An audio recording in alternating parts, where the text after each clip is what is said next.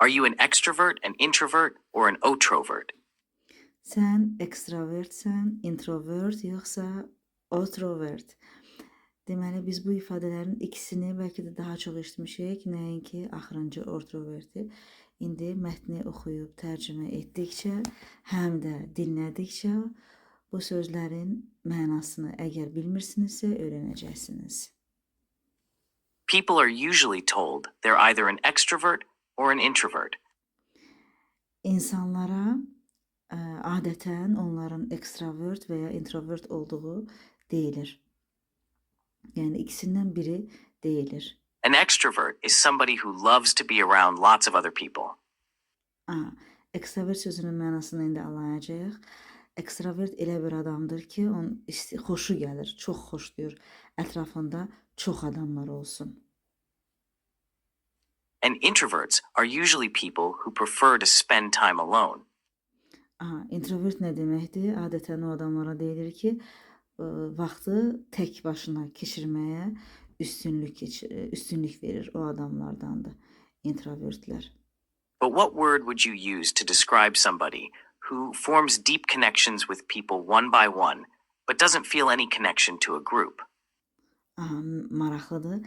Bəs o insanları necə adlandırarsınız ki, o insanlar tək-tək dərin münasibətlər qururlar təklikdə. Yəni insanlarla təklikdə, amma onlar qrup halında olarkən heç bir bağlılıq hiss etmirlər.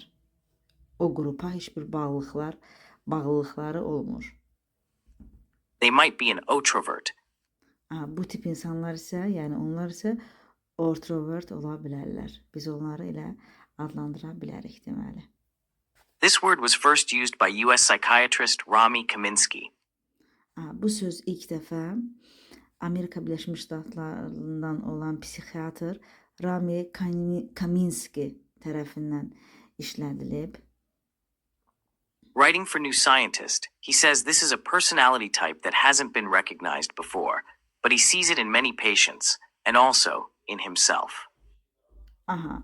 Deməli, yazıcı New Scientist jurnalı üçün yazarkən bildirib ki, bu tip şəxsiyyət daha əvvəl tanınmayıb, yəni başqaları qeyd eləməyibdi bu tip şəxsiyyət növünü, amma o bunu bir çox pasiyentlərində, belə deyək, xəstələrində görür, həmçinin özündə də. Kaminsky writes that from a young age, he didn't have the feeling of belonging or loyalty that other people had with groups. Kaminsky yazır ki, uşaq yaşlarından onda başqalarının qruplara qarşı hiss etdiyi bir aidiyyətlıq hissi və sədaqət hissi olmayıbdı.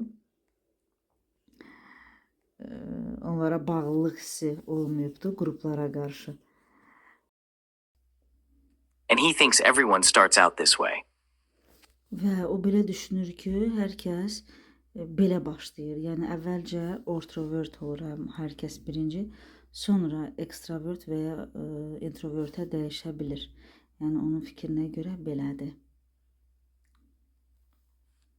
We are all born as outroverts, he writes. Bir daha qeyd ediblər ki, o belə yazır ki, biz hamımız outrovert olaraq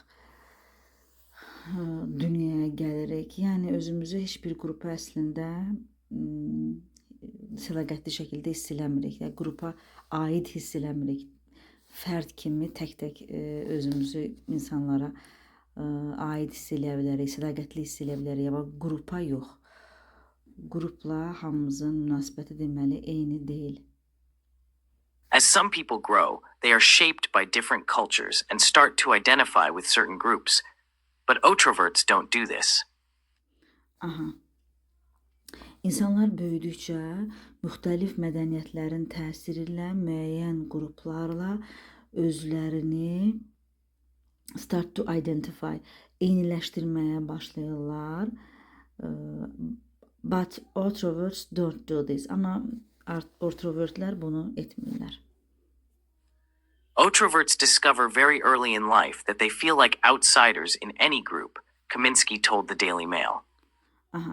Kaminsky Daily Mail'də qeyd edib ki, deyib ki, introvertlər çox erkən yaşdan hiss edirlər ki, hər hansı bir qrupda özlərini kənar kimi, yəni o qrupa aid olmayan kimi görürlər.